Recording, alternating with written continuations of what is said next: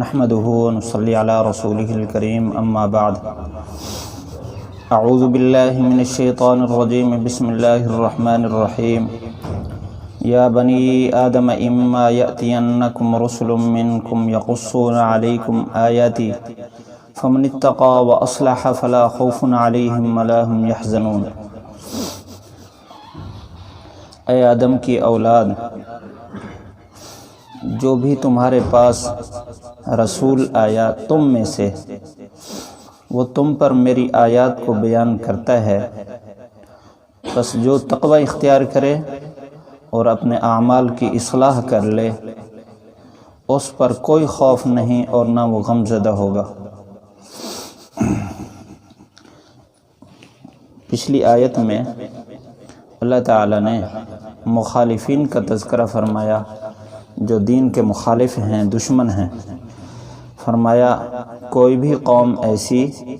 جو سرکشی کی بنیاد پر بحیثیت قوم کے دوسروں پر زیادتی ظلم کرنے والے یا شرک کرنے والے یا کسی ایک گناہ میں باقیوں سے آگے نکلنے والے ہیں، وہ اپنی قومیت کی بنیاد پر فخر نہ کریں۔ ہر قوم کے لیے ایک وقت متعین ہے، جب وہ وقت آتا ہے تو پھر اس سے آگے پیچھے نہیں ہو سکتے، اللہ ان کو ختم کر دیتا ہے۔ اس کی مثالیں پہلی قوموں میں موجود ہیں۔ یہ نافرمانوں کے لیے اللہ تعالیٰ نے یہ بات فرمائی۔ اب آگے اللہ تعالیٰ نے آدم علیہ السلام کی ساری اولاد یعنی پوری انسانیت کو خطاب فرمایا۔ یہاں ایک قابل غور بات یہ ہے کہ یہ خطاب کب فرمایا، یا بنی آدم، کیونکہ جو خطاب ہو رہا ہے وہ پوری انسانیت کو ہو رہا ہے۔ بعض نے تو یہ فرمایا کہ اللہ تعالیٰ نے یہ تذکرہ ہر نبی کو الگ الگ نبی کے واسطے سے قوم تک پہنچایا، یہی بات الگ الگ قوموں تک پہنچائی کہ تمہارے پاس جو رسول آیا یہ تمہاری جنس میں سے آیا ہے، یعنی وہ انسان ہی ہے، وہ جو تمہیں صحیح راستہ بتا رہا ہے، لہذا تمہیں چاہیے کہ تم ان کی اتباع کرو۔ بعض نے کہا ہے کہ اللہ تعالیٰ نے جس طرح آدم علیہ السلام کی پیٹھ سے نکال کر الست بربکم کا خطاب سب کو فرمایا، ساری قوموں کو، کہ میں تمہارا رب نہیں ہوں، معاہدہ لیا اللہ تعالیٰ نے، اسی طرح یہ بھی اسی وقت کا معاہدہ ہے جو اللہ تعالیٰ نے ساری انسانیت سے لیا کہ تمہارے پاس رسول آئیں گے، وہ تم میں سے آئیں گے، اور جو ان کی بات مانے گا کامیاب ہے۔ تو بہرحال جو بھی صورت ہو، اللہ تعالیٰ نے کم کا خطاب میرے اور آپ کے سب انسانوں کے لیے کیا ہے۔ گویا اللہ اس وقت میرے اور آپ سے خطاب کرتے ہوئے اللہ ہمیں یہ فرما رہے ہیں کہ تمہارے پاس جو رسول آیا منکم، وہ تم میں سے آیا ہے۔ اللہ تعالیٰ نے اس کا تذکرہ کئی جگہ فرمایا ہے کہ اگر دنیا میں فرشتے اترتے، کیونکہ مشرکین مکہ کو یہ اعتراض تھا کہ اگر رسول کسی نے ہونا تھا تو کوئی سردار آتا ہم میں سے، طائف یا مکہ ان دو بستیوں میں سے کسی بستی کا سردار ہوتا، تو آپ جو آئے ہیں یہ کسی کے بھتیجا ہیں، کسی کے خاندان کے بچے ہیں، لہذا نوجوان ہیں، لہذا یہ نبی کیسے بن گئے؟ اگر نبی بننا تھا تو نبی نے آنا تھا، کوئی فرشتہ آتا تاکہ ہمیں اس پر اعتماد ہوتا۔ ہم ابھی مشکات شریف کی ایک روایت پڑھ رہے تھے، ابو جہل نے یہ کہا تھا جب حضور صلی اللہ علیہ وسلم نے ان پر اپنا دین پیش فرمایا، اس نے کہا مجھے آپ کی ذات اور آپ کے کردار سے کوئی اختلاف نہیں ہے، مجھے آپ کے دین سے اختلاف ہے۔ یعنی اس نے حضور صلی اللہ علیہ وسلم کے کردار کی صفائی کی بالکل گواہی دی ہے۔ تو اللہ تعالیٰ نے رسول اس لیے بھیجا کہ وہ انہی میں سے جب آئے گا تو وہ اسی معاشرے کی ضروریات لے کر آئے گا، کسی کے ساتھ رشتہ داری ہوگی، کسی کے ساتھ معاملہ ہوگا، وہ ان پر بھی بھوک طاری ہو تب بھی قوم کے لیے بھوک کے وقت کا ایک نمونہ پیش ہو سکتا ہے، جب ان کو کوئی دکھ ہو تو دکھ کی صورت میں ایک نمونہ پیش ہو سکتا ہے۔ حضور صلی اللہ علیہ وسلم غزوہ وہ جہاں خندق غزوہ خندق کے موقع پر آپ نے پیٹ پر 2 پتھر باندھے ہوئے تھے۔ صحابہ کرام فرماتے ہیں ہم نے آپ صلی اللہ علیہ وسلم کے چہرے پر بھوک کے آثار اور کمزوری کے آثار محسوس کیے ہیں۔ حضرت عائشہ رضی اللہ تعالیٰ عنہ فرماتی ہیں حضور صلی اللہ علیہ وسلم کے سر میں جب تکلیف شروع ہوئی تو آپ نے فرمایا، آپ فرما رہے تھے وارأساؤ، میرے سر میں درد ہو رہا ہے۔ صحابہ آپ صلی اللہ علیہ وسلم کے پاس آئے تو آپ نے فرمایا جو تم میں سے 2 آدمی کو جتنا بخار ہوتا ہے مجھے 1 کو ہے۔ تو یہ کیفیات کسی ایسی ذات پر طاری ہوں جو انسانوں کے لیے نمونہ بنے تب بھی وہ رسول بن سکتا ہے۔ تو اللہ تعالیٰ نے اس لیے فرمایا رسول منکم، تم میں سے 1 کو رسول بنایا۔ بہرحال وہ ایسا پیغام لے کر آئے ہیں جو پوری انسانیت کے لیے نمونہ ہے، اور انہوں نے آ کر کیا کیا، یقصون علیکم آیاتی، تم پر میری آیات کو بیان کرتا ہے۔ آیات کے اندر سب کچھ ہے، اس میں عقائد ہیں۔ اللہ کے نبی صلی اللہ علیہ وسلم نے اللہ تعالیٰ کی طرف سے ہمیں عقائد بیان کیے۔ ہم نے نہیں دیکھا آخرت کو، قبر کے اندر کے نظام کو ہم نے نہیں دیکھا، اور اسی طرح حشر کو نہیں دیکھا، قیامت کو نہیں دیکھا، جنت جہنم کو نہیں دیکھا، ہم نے رسولوں کو نہیں دیکھا، فرشتوں کو نہیں دیکھا۔ ہمارے ذمہ عقائد یہ ہے کہ ہم نے اللہ کے نبی صلی اللہ علیہ وسلم کی بات سنی، بس آمنا وسلمنا وصدقنا، ہم دل سے قبول کیا، زبان سے اس کو تسلیم کیا اور اس کی تصدیق کی۔ ہم نے واقعی ایسے جیسے اللہ کے نبی نے فرمایا فرشتے ہیں، رسول آئے ہیں، اور اسی طرح قیامت کے دن کھڑا ہونا ہے، یہ عقائد ہیں۔ اور اس کے بعد احکام ہیں، عبادات کے احکام ہیں، ایک دوسرے سے معاملے کے احکام ہیں، اور زندگی گزارنے کے جو طریقے ہیں، معاشرت اس کے احکام، انسان کے اندر کے جذبات ہیں ان کے لیے احکام ہیں کہ حسد نہیں رکھنا، بغض نہیں رکھنا، کینہ نہیں رکھنا، تکبر نہیں رکھنا، اور اسی طرح اپنی حب جا حب مال نہیں رکھنا، دنیا کی محبت دل میں نہیں آنے دینی۔ یہ اندر کی کیفیات ہیں جن کو اخلاق کہتے ہیں۔ برے اخلاق سے نکال کر اچھے اخلاق، اللہ کی محبت، اللہ کے رسول کی محبت، اور اسی طرح شکر اور صبر کی کیفیت، اور تواضع انکساری، اپنے آپ سے دوسرے کو بہتر سمجھنا اور دوسرے کے بارے میں اچھا گمان اور اچھے جذبات رکھنا، یہ اچھے اخلاق ہیں جو اندر کے ساتھ تعلق رکھتے ہیں۔ حضور صلی اللہ علیہ وسلم نے ان سب کے احکام بیان فرمائے۔ انبیاء علیہ السلام نے اپنی امتوں کو یہ ساری باتیں بتائیں، اور یہاں پھر اللہ تعالیٰ نے آگے فرمایا فمن اتقا، جس نے تقوی اختیار کیا۔ مفسرین فرماتے ہیں تقوی کے درجات ہیں، سب سے ادنا درجہ، پہلا درجہ تقوی کا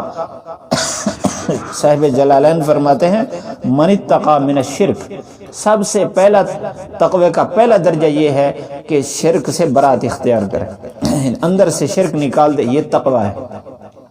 اور اس کے بعد دوسرے نمبر کا تقوی یہ ہے کہ حرام سے بچے، جس کو اللہ تعالیٰ نے واضح طور پر حرام قرار دیا ہے،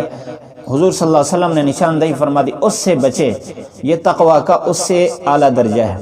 پھر تقوی کا تیسرا درجہ یہ ہے کہ شبہات وہ ہیں جس کے بارے میں بتایا گیا کہ ان کے قریب نہ جانا، کیونکہ اس میں شک ہے کہ آدمی کہیں حرام میں نہ پڑ جائے۔ آپ صلی اللہ علیہ وسلم نے اس کی مثال دی ہے، جیسا کہ چرواہا کسی کھیت کے کنارے پر اگر جانور چرا رہا ہو تو اگر بالکل کنارے پر چرائے گا تو خطرہ ہے کہ یہ جانور اس فصل میں منہ ڈال دے گا۔ تو تقوی یہ ہے کہ اس جانور کو اس کھیت سے دور رکھے تاکہ وہ کسی صورت میں بھی اس میں منہ نہ ڈالے۔ اسی طرح حرام کے جو کنارے ہیں اس سے بچ کے چلنا، دور چلنا، یہ ہے شبہات سے بچنا۔ تو یہ تقوی کا اس سے اعلیٰ درجہ ہے۔ اور سب سے اعلیٰ درجہ تقوی کا یہ ہے کہ انسان ایسی حالت سے بھی بچے جس حالت میں انسان غفلت میں پڑ جائے، یعنی ایسے مباح کام بھی جن کے کرنے نہ کرنے کا اختیار ہے، لیکن اس کے کرنے سے فرائض میں اثر پڑتا ہے۔ گپ شپ ہے، اختیار ہے اس کا، ایسی گپ شپ لگانا جیسے نماز بھی چھوٹ جائے اور اسی طرح گھر کے فرائض بھی چھوٹ جائیں، تو اس سے بھی بچنا یہ تقوی کا سب سے اعلیٰ درجہ ہے۔ تو جس درجے کا تقوی اختیار کرے گا اتنے درجے کا اللہ تعالیٰ کا دوست اور اللہ کا ولی بنے گا۔ اللہ تعالیٰ نے خود فرمایا ان اولیاءہ الا المتقون، اللہ کے دوست متقی ہیں، جو سب سے زیادہ تقوی والا ہوگا وہ سب سے بڑا دوست ہے اللہ تعالیٰ کا۔ تو بہرحال ایک بات یہ فرمائی وَأَصْلَحَ، دوسرے کہ اپنے سارے نظام کی اصلاح کر لی۔ اصلاح یہ ہے کہ جس راستے سے ہٹا، حضور صلی اللہ علیہ وسلم نے جو راستہ بتایا ہے اس راستے پر چلے، اور جس کونے میں اور زندگی کے جس حصے میں اس راستے سے ہٹا ہوا ہے اس سے پھر سیدھے راستے پر آ جائے، تو یہ اصلاح ہے۔ تو اس کے لیے بہت بڑی خوشخبری سنائی، فلا خوف علیہم ولا هم يحزنون، کہ تقوی اختیار کرے اس پر نہ کوئی خوف ہے اور نہ کوئی غم ہے۔ خوف اور غم کا اللہ تعالیٰ نے یہاں موقع نہیں بیان فرمایا، تو مفسرین فرماتے ہیں کہ جہاں اللہ تعالیٰ نے موقع نہ بیان فرمائے وہاں عموم مراد ہوتا ہے۔ مطلب یہ ہے کہ جو تقوی اختیار کرے دنیا میں بھی اس پر کوئی خوف نہیں رہے گا، اور کسی چیز کے ضائع ہونے پر غم نہیں رہے گا۔ خوف کا تعلق ہوتا ہے مستقبل سے، اور غم کا تعلق ہوتا ہے ماضی سے، یعنی ہاتھ سے کوئی چیز نکل جائے تو اس پر انسان کو جو پریشانی ہوتی ہے اس کو غم کہتے ہیں، اور آئندہ کسی نقصان کا خدشہ ہو، جان کا یا مال کے یا عزت کے کسی حوالے سے بھی کسی نقصان کا خدشہ ہو تو اس کو خوف کہتے ہیں۔ دنیا کے اندر بھی جو چیز بھی اس کے ہاتھ سے نکل جائے اس پر کوئی غم نہیں ہوگا، آئندہ اس کے لیے کوئی پریشانی نہیں ہوگی۔ اور سب سے بڑا غم کا دن اور پریشانی کا دن قیامت کا دن ہے، جس دن انسان کے اعمال کی بنیاد پر اس کو عزت اور ذلت کے فیصلے سننے والے ہیں۔ اور فرمایا کہ انسان اپنے اعمال کے اعتبار سے پسینے میں شرابور ہوگا، کوئی ٹخنے تک، کوئی گھٹنے تک، کوئی ناف تک، کوئی اپنے کانوں کے برابر تک اس کو پسینے نے لگام دیا ہوا ہوگا، اور انتہائی پریشان ہوگا، بھاگ رہا ہوگا۔ اس دن ایسے آدمی پر نہ کوئی پریشانی ہوگی نہ کوئی غم ہوگا۔ اللہ تعالی ہم سب کو تقوی نصیب فرمائے۔ پڑھ لیجئے یا بنی آدم اما یأتینکم رسل منکم یقصون علیکم آیاتی فمن اتقى واصلح فلا خوف علیہم ولا هم يحزنون۔ یا بنی آدم، اے آدم کی اولاد، اما یأتینکم، جب بھی تمہارے پاس آئیں گے رسول، کوئی رسول، منکم، تم میں سے، یقصونا، بیان کریں گے، علیکم، تم پر، آیاتی، میرے احکام کو، فمن اتقى، جو تقوی اختیار کرے گا، واصلح، اور اپنے حالات کی اصلاح کر لے گا، فلا خوف علیہم، نہ اس پر ان پر کوئی خوف ہوگا، ولا هم يحزنون، اور نہ وہ غمزدہ ہوں گے۔ الحمدللہ رب العالمین والصلاة والسلام على سید الانبیاء والمرسلین۔ ربنا آتنا فی الدنیا حسنہ وفی الآخرۃ حسنہ وقنا عذاب النار۔ یا اللہ ہم سب پر فضل فرما، ہم پر رحم فرما، یا اللہ ہماری کوتاہیاں معاف فرما، یا اللہ ہمیں اس دن کے خوف سے بچا جس دن بھاگنے کا کوئی راستہ نہیں ہوگا، یا اللہ اس دن کے غم سے بچا جس دن دوبارہ اعمال کا کوئی موقع نہیں ہوگا، یا اللہ ہمیں آخرت کی فکر نصیب فرما، آخرت کی تیاری کی توفیق نصیب فرما، یا اللہ ہم سب کو ایمان میں کمال نصیب فرما، ایمان پر استقامت نصیب فرما، خاتمہ ایمان پر نصیب فرما، یا اللہ دنیا کی اس عارضی زندگی میں بھی ہمیں پریشانی سے بچا، خوف سے بچا، یا اللہ آخرت میں بھی ہمیں پریشانی سے بچا، خوف سے، غم سے بچا، یا اللہ جتنے مسلمان بیمار ہیں سب کو صحت، تندرستی، عافیت نصیب فرما۔